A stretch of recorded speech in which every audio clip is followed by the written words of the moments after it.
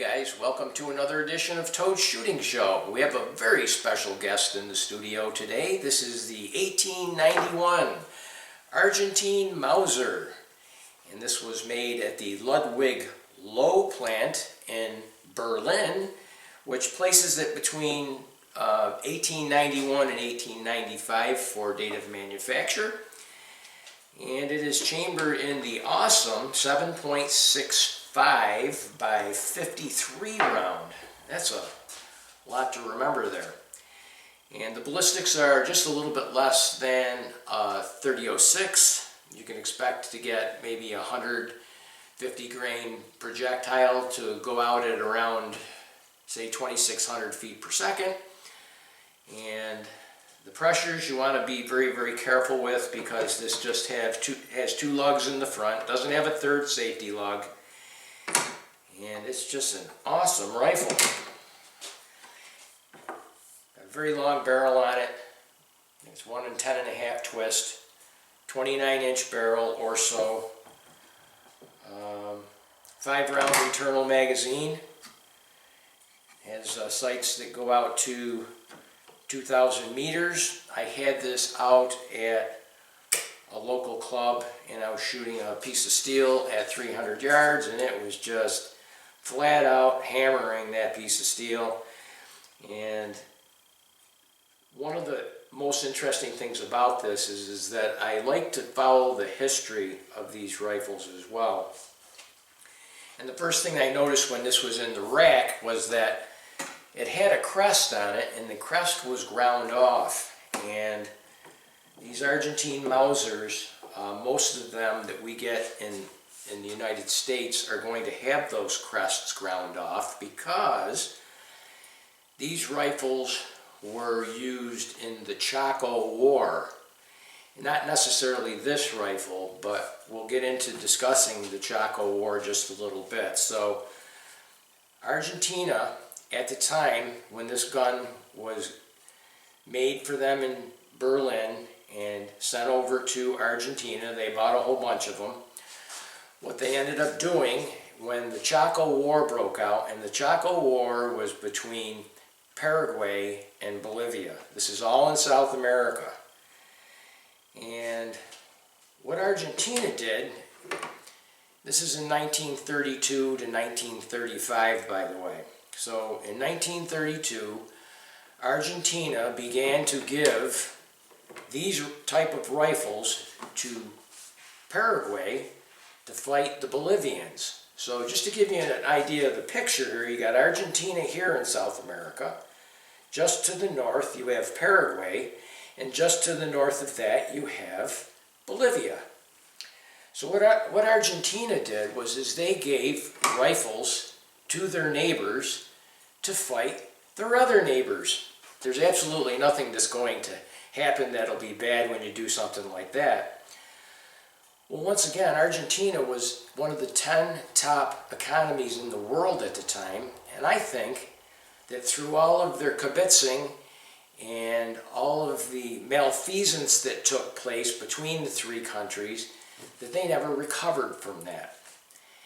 And whenever you have these type of situations, and I'm going to get to the rifle, but this is very, very important because it's very relevant for what's taking place today in our world, specifically United States, Europe, and some of the things that are transpiring right now. During the Chaco War, Royal Dutch Shell supported Argentina's support of Paraguay. And then on the other side, you have Standard Oil. Now keep in mind, this is after Standard Oil was broken into smaller parts, but Standard Oil was still a force to be reckoned with. Standard Oil was funding Bolivia. So you look at this, and the war was basically started over territorial disagreements of who was going to get the Gran Chaco area, to where it was suspected there was a lot of oil in the ground there. So by the end of the Chaco War that began in 1932 and went through 1935, about 100,000 people were killed and countless numbers of people were injured, okay? So I think that Bolivia ended up taking more casualties than Paraguay, but still at the end of this thing that went on for 3 years, I don't think the region ever recovered since then. And that's just an example of some of the things that take place when your motives are driven by resources and energy and who's going to get the fuel, and what type of arrangements are there going to be for leases to drill and those type of things. So a lot of these senseless wars are entirely based on energy.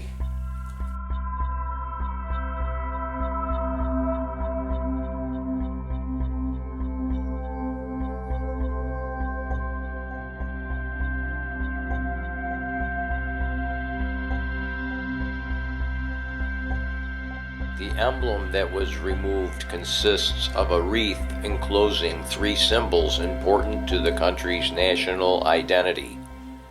A pair of hands in mid-shake representing unity, a wooden pike representing power, and a Frisian cap representing freedom. At the apex of the crest, the sun shines down in a metaphor indicating a national aspiration and optimism that would not follow.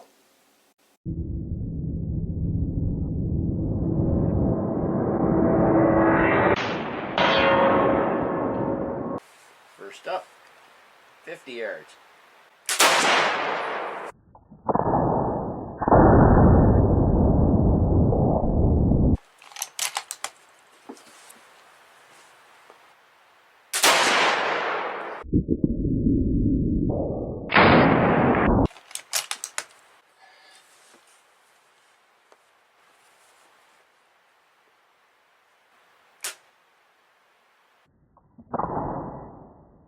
A couple of things happened on that last shot there.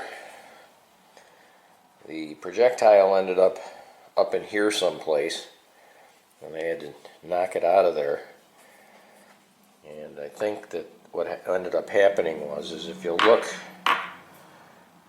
right here, you can see that there was ignition in the primer, but it didn't light the powder.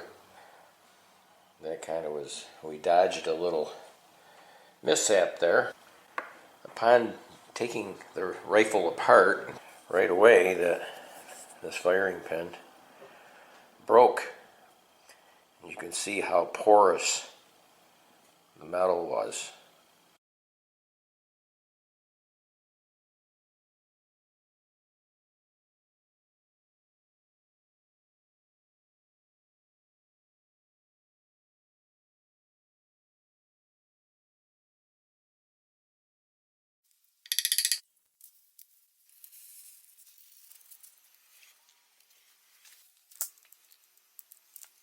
The primers we were using were 200 large rifle and H335.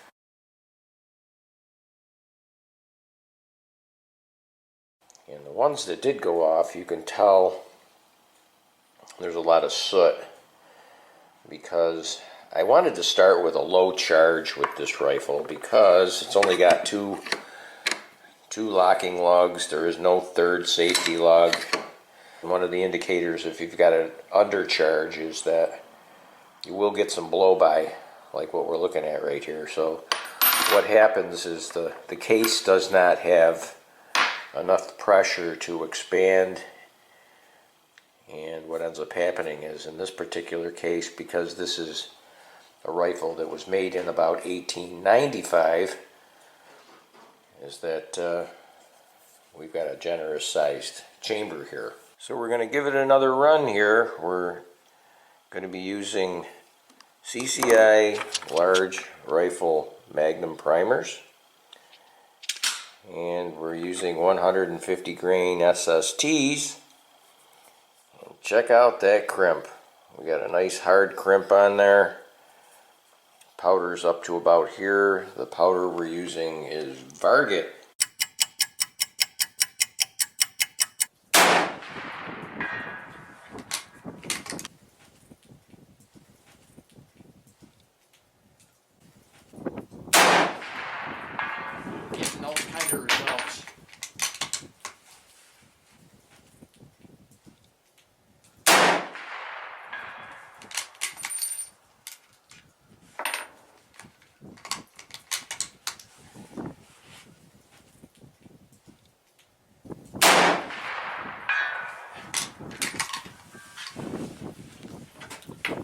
As you can see, 300 yards is no problemo with this rifle, and this is kind of a modest load here. There's another target down there to the left. It's larger.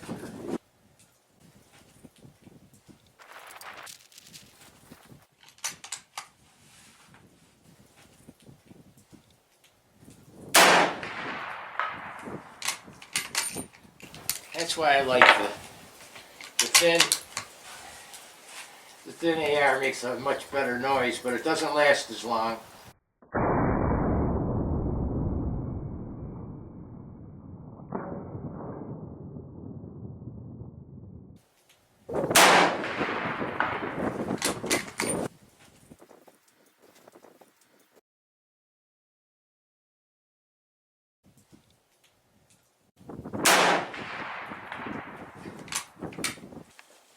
So I installed a new firing pin from Liberty Tree Collectors.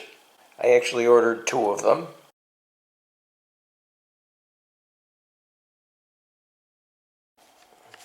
High quality stuff. There's an extra spring there.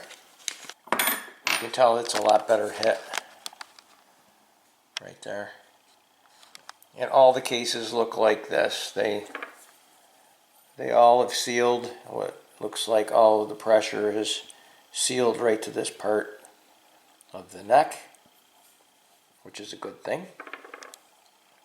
It fits me really well. The day that I took this out, I had my 1917 Enfield with me, and that was a little bit larger. It's a beautiful rifle, but it's a little bit larger and a little bit clunkier. This is more refined to where you would almost, it's almost like you got your hands on a rocking chair arm, because it's just, everything is just so smooth, and it's a finely made rifle. And keep in mind that this was made 128 years ago. The reason why they ground the crest off was after the war was over. It was undeniable. You got 100,000 people dead now, and everybody's looking for somebody to blame here. And, basically, it's like, well, we need to grind off anything that's got our Argentine crest on it, so that if anything like this happens in the future, it can't lead back to us. Now we need to have tougher sanctions, and I'm afraid at some point this is going to probably have to involve oil and gas. The Russian economy is vulnerable. 80% of Russian exports are in oil, gas, and minerals. People say, well, the Europeans will run out of energy. Well, the Russians will run out of cash before the Europeans run out of energy. And I understand that it's uncomfortable to have an effect on business ties in this way.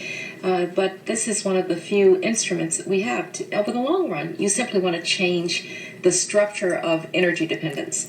You want to depend more on the North American energy platform, the tremendous bounty of oil and gas that we're finding in North America. You want to have pipelines that don't go through Ukraine and Russia. For years, we've tried to get the Europeans to be interested in different pipeline routes. It's time to do that. And so some of this is simply acting, and acting as quickly as possible. With regard to Nord Stream 2, we continue to have very strong and clear conversations with our German allies, and I want to be clear with you today. If Russia invades Ukraine, one way or another, Nord Stream 2 will not move forward.